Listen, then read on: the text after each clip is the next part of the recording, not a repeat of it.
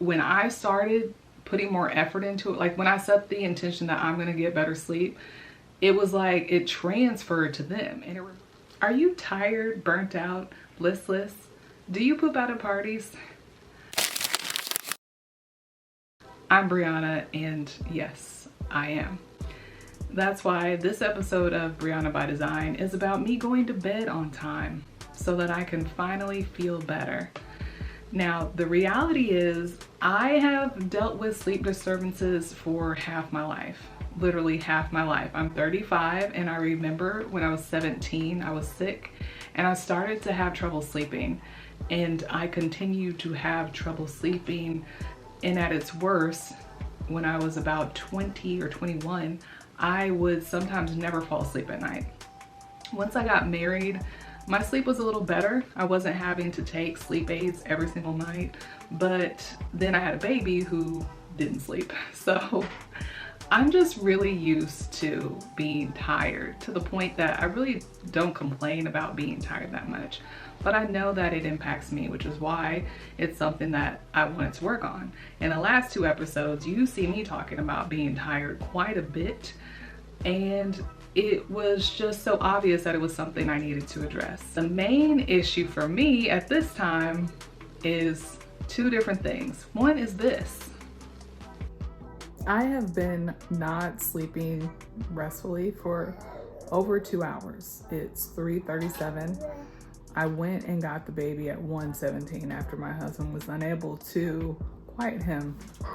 We laid in bed for a bit over an hour, nursing and being restless, and then we went to the playroom, and now I'm unloading the dishwasher. And he shows no sign of going to sleep. I don't know if I actually showed him.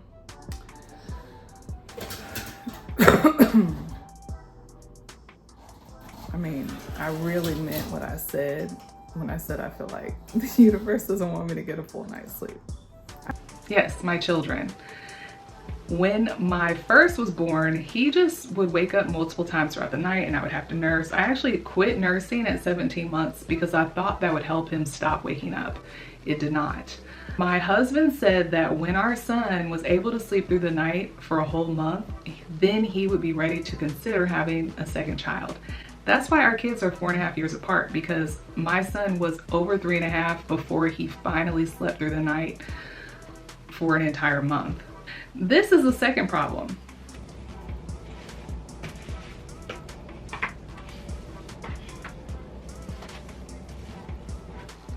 Like many people, I like waking up to my house being clean so I don't feel like I'm starting off behind the starting line. But the reality is the mess gonna be there the next day. It's been hard for me to really understand that. But I usually go to bed late because I'm doing chores up to the time I'm ready to go to bed. And then number 3, which is a fallacy many moms will repeat, you stay up late because that's the only time you have to yourself throughout the day. What I've learned about this in the last couple years is if you have to stay up late to get time to yourself, that means that you don't have boundaries and you're not making time for yourself throughout the day. So I know that when I feel like this, it's a bad sign. This isn't usually the reason I'm up, because as soon as I sit down to watch TV or work on my computer, I start falling asleep. So that's really not my problem at this point. But those would be the reasons that I would not get the sleep that I need. So for week 1, my goal was to go to bed at 10:30, which is about an hour after my husband, who goes to work at 4:30. And that way, if I can sleep until 6:30, I can get a full 8 hours of sleep. So let's see how that goes.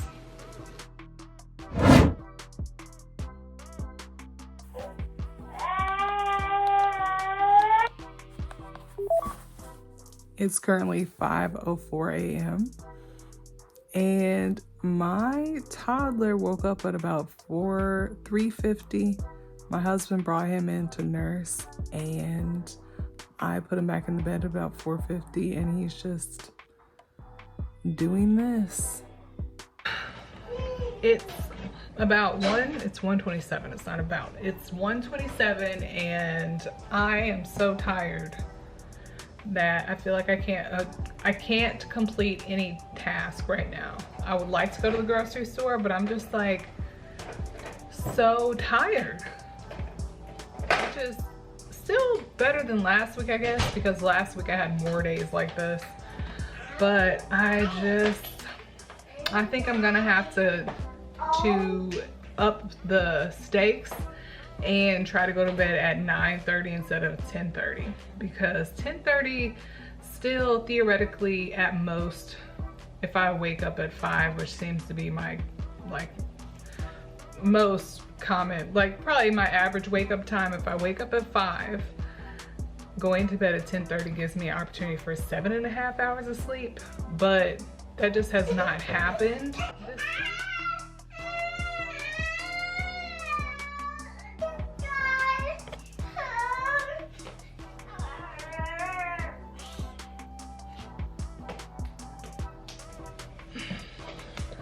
Anyway, going to bed at this time is not affording me. I'm just still tired, so I gotta do something different. I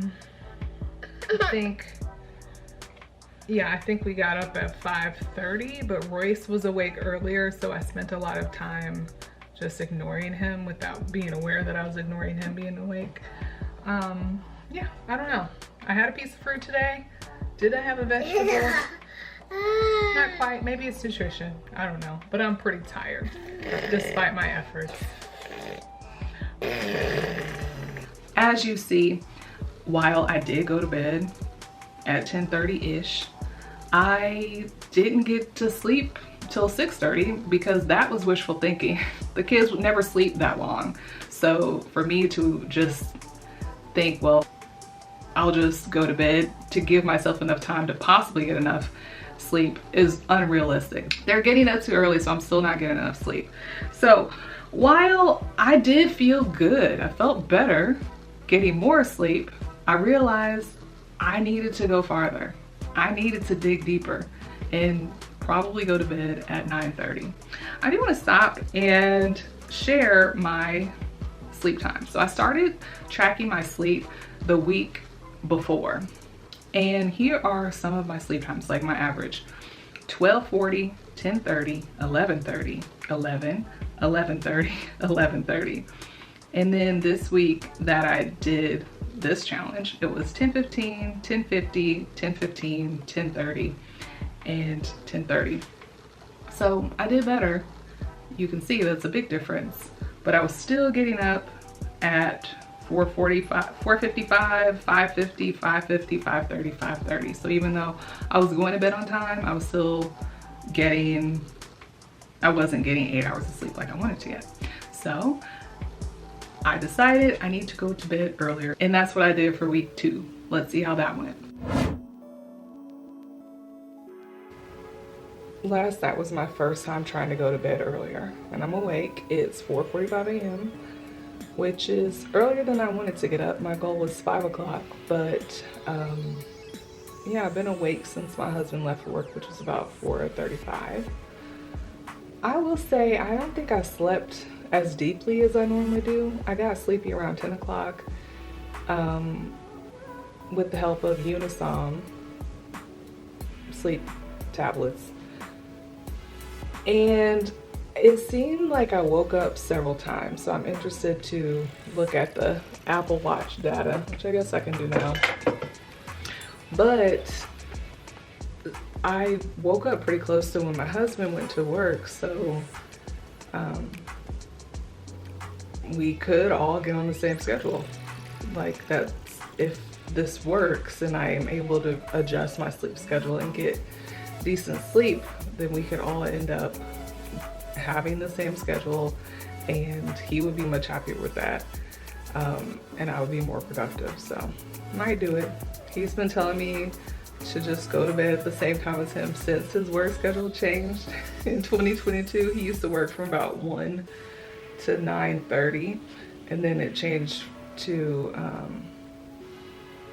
about 4:30 to 2. His shift is 5 to 2. He said that the whole time, but he was saying it in kind of a mean way, so I didn't really listen. I didn't really consider it. I'm wondering if exercise can help me sleep more deeply. I would like to exercise today. I also wonder if it's just gonna take a few days for me to get used to going to bed earlier. But I'm excited. This is exactly what I need. I need to be up before everybody else, because being woken up by a kid, it's like your day starts off out of control.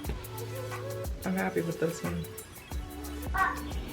It's the 14th night, and I was about to take a Unisom tablet, which I haven't talked about on camera, but I take Unisom and I usually bite I try to get a third of it. I've been taking Unisom since I was pregnant, and prior to that I was taking Benadryl. Well, you can't really see it. But anyway, and last night I didn't take it and I actually slept okay. So today, on the last night 14 of this challenge, I'm not gonna take it. I think I'm finally able to sleep on my own. Hopefully this night does not make a liar out of me, but I think I'm ready. As you see, week 2 went pretty good. I was pretty happy with the progress I'd made. I went to bed around 9:30 all week, and I felt pretty good about myself for being able to achieve that goal and my life not falling apart. So my bedtime and wake up time for that week was something like, well, the first night was 10:50 because I usually have a client at 8 p.m. and because that's after the kids go to bed. Then I had to exercise after that, and so I went to bed kind of late. So 10:50, 9:40, woke up at 5:45, and then I went to bed at 9:30, woke up at 4:20, and then I went to bed at 9:40, woke up at 6, at 9:40, woke up at 6:30. So yeah, it was okay. I felt good. I was getting more sleep. My eyes weren't burning when I closed them, and I felt good about that. And then I got to week 3. And I really noticed that even though I was going to bed earlier, I was still feeling pretty tired. One thing I noticed about the 9:30 was that I wasn't sleeping as deeply. Actually, I noticed that at the beginning of week 2, that first night, as you saw. I thought that maybe I needed to do more exercise or I needed to change what I was eating. But in week 3, it just got worse. I was so tired. I was yawning in this deep way. I can't really explain it, but it was like an endless yawn. Like, it was just such a deep, such a deep yawn. And I really started wondering if I have some sort of nutritional deficiency. Then I was considering the fact that I had started metformin the week before, and also myo-inositol, which is a type of vitamin B. So I thought maybe me not taking that as much as I'm supposed to, which is 4 times a day, the myo-inositol, maybe that's why I'm tired. Maybe I just need better nutrition. I don't know. In addition to that feeling of fatigue, I was also getting burnt out from going to bed so early and not having time to myself, because yeah, it's great to get enough sleep, but at the same time, I'm also basically with them all day and not getting any free time because my son is not back in school at this point. So I was starting to feel burnt out. I was not really feeling amazing despite my efforts and sacrifices, but like I said, the kids were sleeping amazing, and this really showed up in week 3. Week 3, the kids were sleeping so late that I was getting like 8+ hours of sleep. Normally, the kids were waking up in the 5 o'clock hour. Well, the toddler was waking up at the 5 o'clock hour. The 6-year-old would wake up somewhere between 6:15, 6:30. We were getting to where they're waking up around 7. 6-year-olds sleeping till 7:30, sometimes 8. And I was getting so much sleep, I started to think that maybe that was why I was feeling tired. This was so interesting to me because not being able to control the kids sleeping was a real reason that I had not tried to sleep better. But when I started putting more effort into it, like when I set the intention that I'm gonna get better sleep, it was like it transferred to them. And it reminded me of this clip that I've seen this year. She says, do you guys know the #1 indicator for how children grow up to thrive? It's the quality of the mother's happiness. I keep thinking about that because I feel like somehow this relates to the kids sleeping. Like me sleeping well has transferred to the kids sleeping well because they are co-regulated to me. Sort of like my internal circadian rhythm, somnambulance, I don't know what the word is, but they have regulated to that and therefore are sleeping better. I haven't Googled it, honestly. I've been Googling other things like, why am I so tired? But I really think that there's something to that. And it really, to me, it just is making me think like, wow, it really might be important for moms to make sure they are good before, instead of prioritizing everybody else being good, because the mom being good herself might just naturally make everybody else good. I'm just saying. So that was week 3. Week 3, I'm getting burnt out. I'm still tired, but the kids are sleeping amazing. Then they went and stayed with my mom for like 3 days. And then I got kind of sick for the following week. And I just kind of lost sight of the goal of going to bed on time. And I started going to bed late, you know, like 11:30, 12:30. And I was just starting to feel bad again. And it was hard for me to make the choice to be in bed on time. Here I am staying up cleaning, doing dishes, loading the dishwasher, just, you know, just doing stuff.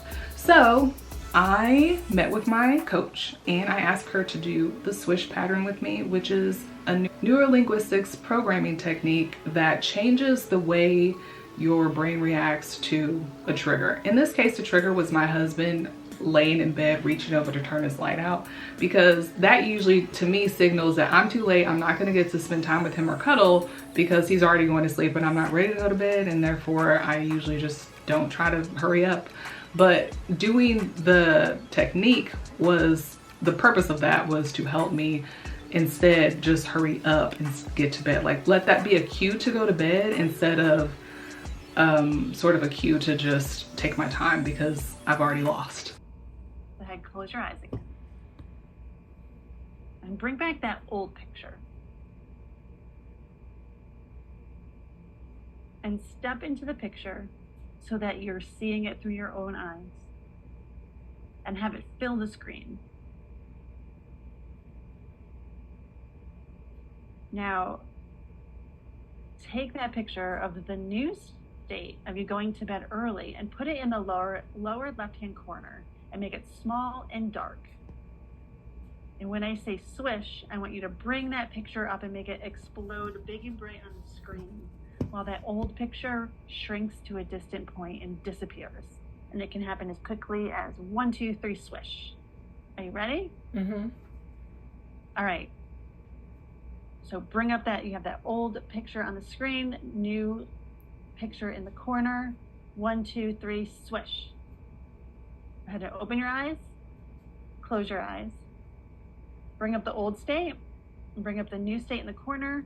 1, 2, 3, swish. Open your eyes, close your eyes. So I did that, also reiterating the significance, the need to go to bed early was useful, and I was able to start going to bed earlier.